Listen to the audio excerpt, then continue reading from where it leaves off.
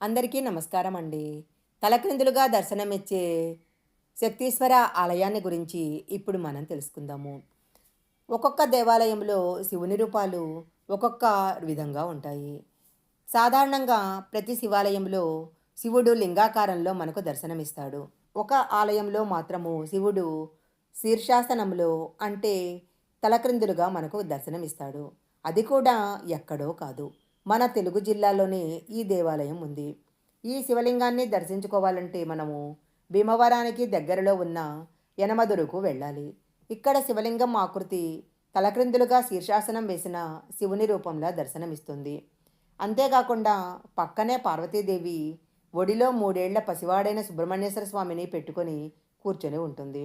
ఈ శక్తీశ్వర ఆలయము ద్వారకా ఆలయం కంటే చాలా పురాతనమైనదని శాస్త్రవేత్తలు చెప్తుంటారు. మహాకవి కాళిదాసు ఇక్కడ శక్తిని కొలిచాడని కుమార సంభవంలో ఉంది. ఈ ఆలయంలో ఉన్న ప్రత్యేకత ఇక్కడ శక్తిగుండము.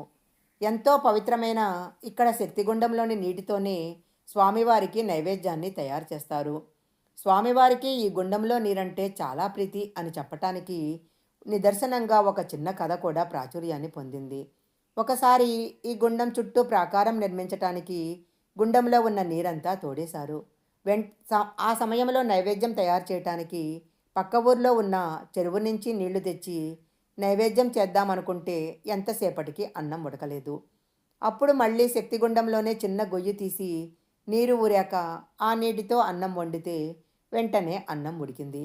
అప్పటినుంచి స్వామివారికి ప్రసాదాలు తయారు చేయటానికి ఈ గుండంలో నీటినే వాడుతున్నారు. ఇక్కడ శివరాత్రి ఉత్సవాలు ఎంతో ఘనంగా జరుగుతాయి.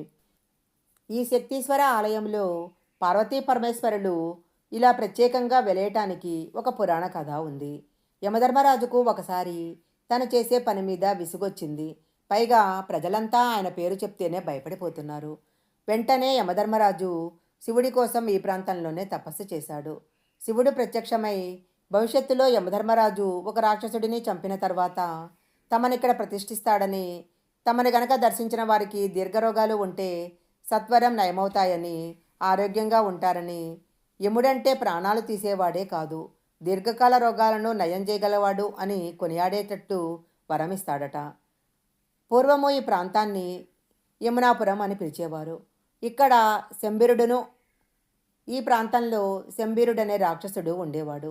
ఈ శంబిరుడు తపస్సు చేసుకుంటున్న మునులను హింసిస్తూ అనేక అకృత్యాలను పాల్పడేవాడు. మునులందరూ ఇవన్నీ పడలేక యమధర్మరాజు దగ్గరికి వెళ్ళి వాణ్ణి చంపేయమని మొరపెట్టుకుంటారు. యముడు కూడా యముడు కూడా రాక్షసుడిని చంపటానికి చాలా ప్రయత్నాలు చేసి ఆయన చేతిలో చాలాసార్లు ఓడిపోతాడు. అప్పుడు శివుడి కోసం తపస్సు చేస్తాడు. ఆ సమయంలో శివుడు యోగనిష్టలో ఉండటంతో ప్రత్యక్షం కాలేడు. కానీ పార్వతీదేవి యముని యొక్క తపస్సుకు మెచ్చుకొని తనలో ఉన్న శక్తి అంశను యమునికిస్తుంది. శంబరుణ్ణి వధించటానికి సహాయం చేస్తుంది. ఆ విజయానికి చిహ్నంగా ఆ ప్రాంతానికి యమపురి అని నామకరణం చేస్తాడు యమధర్మరాజు. అమ్మవారు తనపై చూపించిన కరుణకు యముడు పొంగిపోయి భవిష్యత్తులో ఈ ప్రాంతంలో రాక్షసులు సంచరించకుండా ఉండటానికి పార్వతీ పరమేశ్వర్లను ఇక్కడే వెలియమని కోరుకుంటాడు. ఆ సమయంలో యముని కోరిక మేరకు బాలింతరారైన పార్వతీదేవి తన 3 నెలల పసిబిడ్డతో యోగానిష్టలో ఉన్న ఈశ్వరుడితో ఇక్కడ సాక్షాత్కరిస్తుంది. ఇందుకు ఆధారంగానే నరసాపురం తాలూకాలోని శంబరివి అనే ద్వీపాన్ని చెప్తాడు. ఈ శంబరుడు శ్రీరామచంద్రుడు పరిపాలించిన త్రేతాయుగం నాటివాడు. అందువల్లనే ఈ ఆలయము త్రేతాయుగం నాటిదిగా ప్రసిద్ధి చెందింది. దక్షిణ కాశీగా పిలువబడుతున్న ఈ క్షేత్రానికి కుమారస్వామి పాలకుడు. ఈ ఆలయానికి చెరువుకు కాపలాగా 2 నాగుపాములు ఇటీవలి కాలం దాకా ఉండేవని అక్కడ పూజారి చెప్తుంటారు. ఉదయం బ్రహ్మముహూర్తంలో ఈ నాగుపాములు చెరువులో వలయాకారంగా 3 సార్లు తిరిగి స్వామివారిని దర్శనం చేసుకొని మళ్ళీ చెరువులోకి వెళ్ళిపోతుంటాయి. ఈ విషయాన్ని ప్రత్యక్షంగా చూసిన వాళ్ళు కూడా ఉన్నారు. ఇప్పుడు కూడా ఈ ప్రాంగణంలో 2 నాగుపాములు తిరుగుతుంటాయి. ఇవి ఒక్కొక్కసారి స్వామివారి విగ్రహాన్ని చుట్టుకొని కూడా ఉంటాయి. అయితే ఈ పాములు ఆలయంలో భక్తులను ఎవరిని కూడా ఏం చెయ్యవు. ఆలయ తూర్పు ద్వారానికి పక్కగా నందీశ్వరుని ఆలయ తూర్పు ద్వారానికి పక్కగా ఉన్న నందీశ్వరునికి మూతి కాళ్ళు విరిగిపోయి ఉంటాయి. ఒకసారి తురుష్కులు ఆలయం మీద దాడి చేసినప్పుడు తమ కత్తి యొక్క పదును చూసుకోటానికి అక్కడున్న నందిమూతిని కాలుని నరుకుతాడు. అప్పుడు అందులో నుంచి రత్నాలు బయటపడ్డాయి. ఒక జంతువు విగ్రహంలోనే ఇన్ని రత్నాలు ఉంటే ఆలయంలో విగ్రహంలో ఎన్ని ఉన్నాయో అని ఆలయంలోకి వెళ్ళబోతారు. అప్పుడు కప్పుకోలి అతడు మరణించటం జరుగుతుంది. ఈ శిథిలాలు ఆలయం వెనకవైపు ఇప్పటికీ ఉన్నాయి.